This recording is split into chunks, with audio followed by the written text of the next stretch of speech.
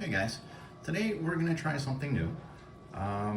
The plan today is to build a video game system just out of the Raspberry Pi, and I've got mine right here. It's all good to go. We built this in the first video.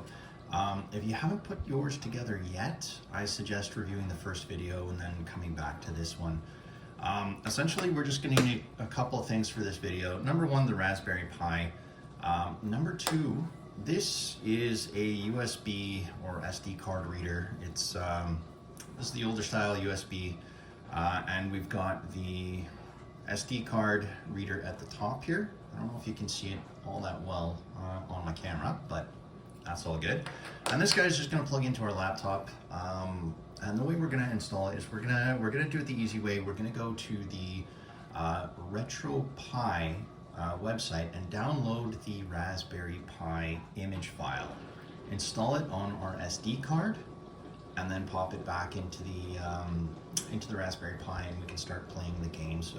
There's a little bit more to it than that, and we'll kind of go over that. But for right now, this is what we need to get started.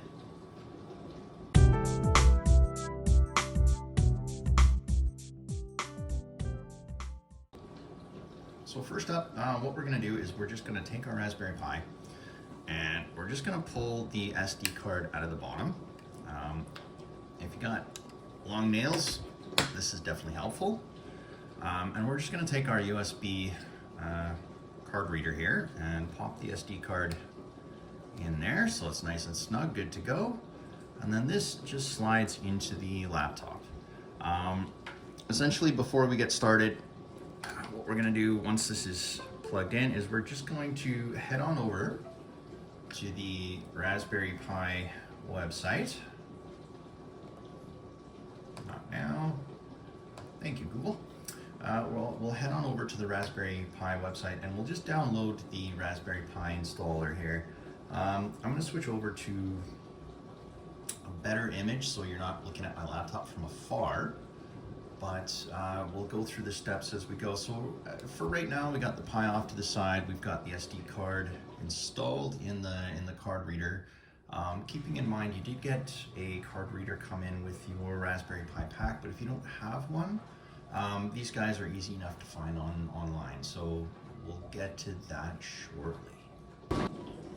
Okay guys, so first up, we are going to get the Raspberry Pi software directly off the website. I actually have one already downloaded and installed, so I'm just gonna open it up, and yeah, I know, I put it over top of the image.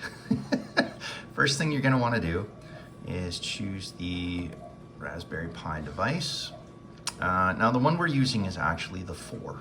So we're gonna select 4. Yours could be 5, could be 3, 2, whatever you got. Next up, we're going to choose the image file. Now, I believe the one we got, let's see.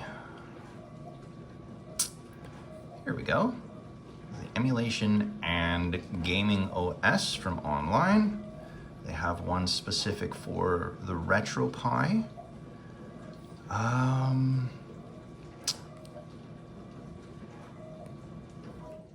This is our guy here. We don't have a Zero or any of the other extra boards. We just have the Raspberry Pi. So we're gonna make sure we choose the right one.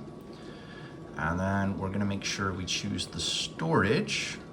And again, it goes back to the SD card that we just put in. Now, be very careful when you're doing this and only select the SD card that you put in. You don't wanna erase anything that you don't want to lose. I'll say it like that. So we're gonna hit next. And yes, we're sure we want to erase all of the data. And it is preparing to write and open the drive. Just as an FYI, we also downloaded the ISO directly from the RetroPi website as well.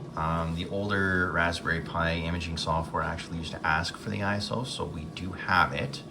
And I'll put all the links in the video just so that if you guys want to create this from scratch or do it on your own, you have it available and ready for you. So there's that. Yeah, let's let this sit and write.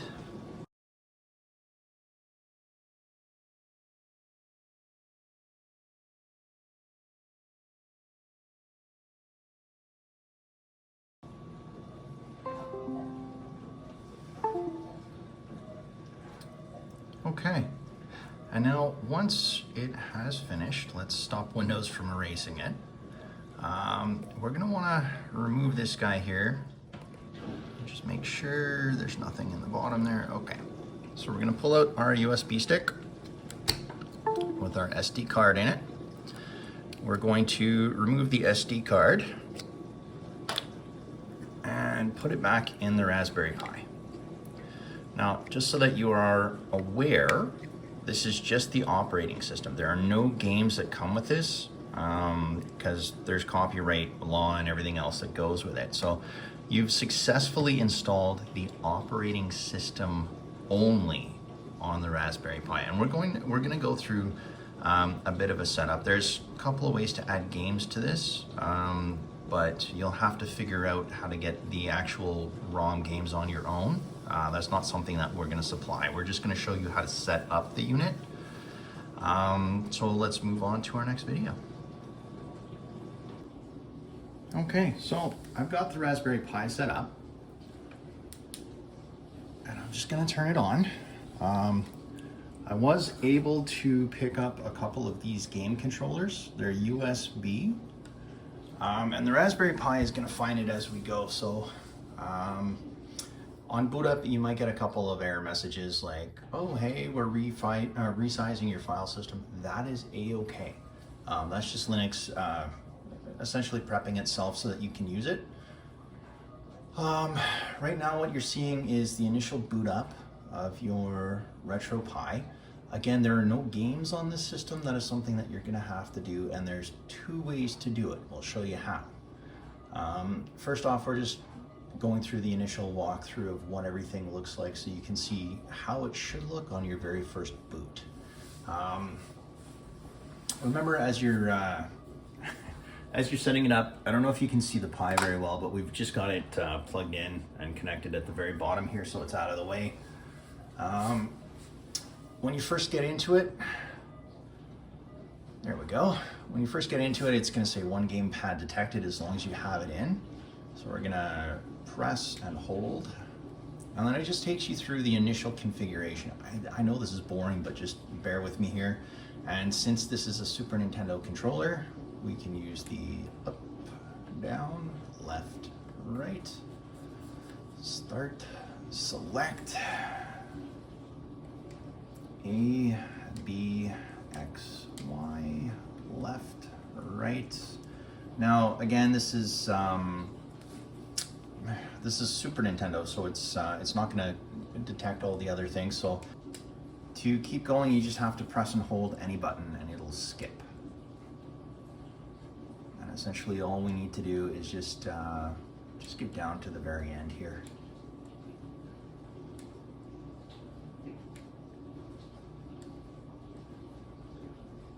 If I don't hold it long enough, it says button already taken.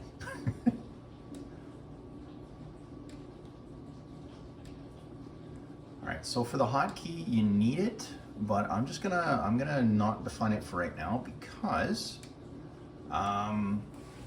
what it should do is ask you, and it does, if you want to use the select key as your hotkey, and you definitely want to say yes, and then that way, whatever game that you're in, it should allow you to hold the start select button and it'll bring you back out of it. I'm using HDMI 1, just gonna hit A to continue, okay, A again, and now it brings me into the actual menu itself. So at this particular point, we're ready to start adding our games. And there's two ways to do it. One is by USB, and the other one is through the network. And this actually has all of the drives shared out on the network. So if you just connect to it through your router, you should see all the shares very easily. But we're not going to go that route because I don't plan on having this connected to a network. So in this particular case, we're just going to use a USB stick, and I'll show you the steps as we go. Hey guys, welcome back. We've plugged in our USB stick, and what we're going to do is we're just going to right click. We don't want any information on it, so right click, format. I have it set for exFAT, FAT32, whatever you guys want to use. exFAT is fine. I'm going to format it, and then once that's done, what we're going to do is open up the USB stick. And we're going to create a new folder, and we're going to call the folder RaspberryPi. Essentially from here, we're going to remove the USB stick, put it back in the Raspberry Pi, and let the Raspberry Pi load up. And once it loads up, it should theoretically reconfigure this folder with all of the game folders so you can drag and drop games into it. So I'm just gonna eject the USB stick, and we're gonna head on over to the Pi, pop it in, and let the Pi work its magic. Okay, we've got our USB stick in the front, the light's blinking away. Essentially, after you have the USB stick in, boot up your Pi, and it'll start working its magic. For us, we've got a light on the front, so as it's blinking away, it usually means that RaspberryPi is configuring the folders that we need. So we'll let it go. As it boots up, once it's done configuring the folders, you should be on the main page. Ours has a light on the front, so it's blinking. We know it's in use. If you don't have a light on the front, just give it a few minutes and then try putting your USB stick back in your laptop to check out the folder magic that happens.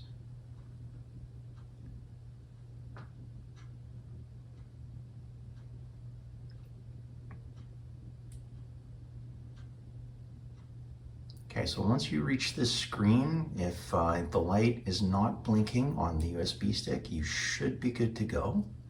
So let's pull the USB stick out and take a look in our laptop to see the folder structure that has been created.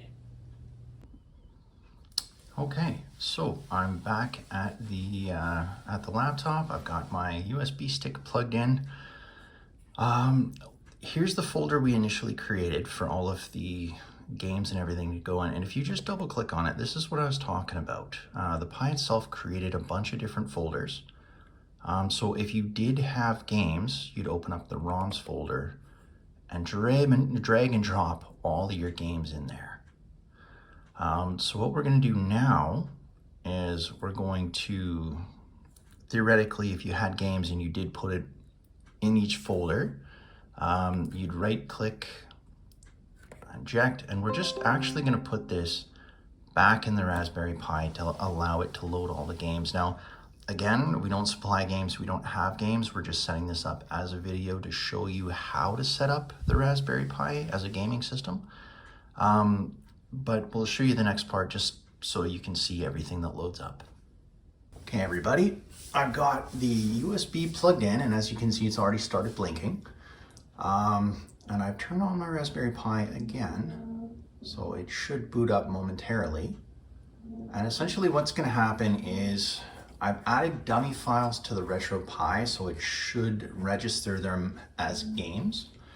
But if you put on any of your ROMs onto the USB stick and you plugged it into the front of the Raspberry Pi, what's happening right now is it's actually transferring the games onto your Pi. So we'll give it a minute and you should see it boot up.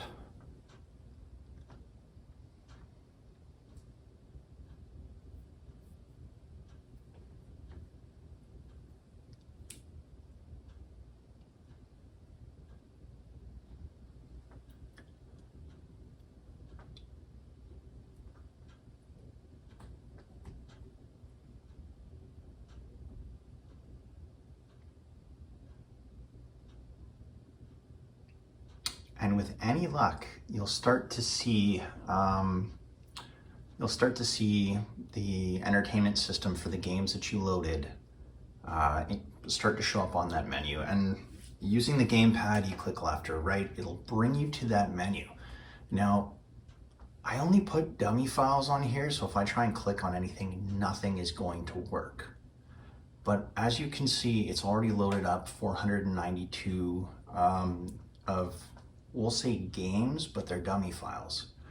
But if they were real files, it would have loaded up 492 games. Now, you'll notice that the USB stick has stopped flashing. So if we give this a little bit of time, you know, say play a game or whatever, as soon as you shut it off, take out the USB stick. And I'll see if I can do this here.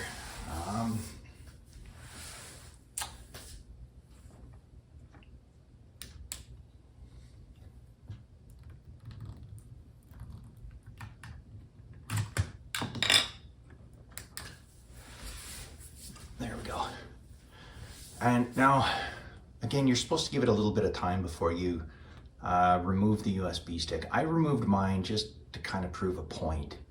But essentially, the next time it boots up, you've already transferred all of the games onto your Raspberry Pi, so you don't need to use that USB stick anymore. The unit itself should be self-contained and it should work.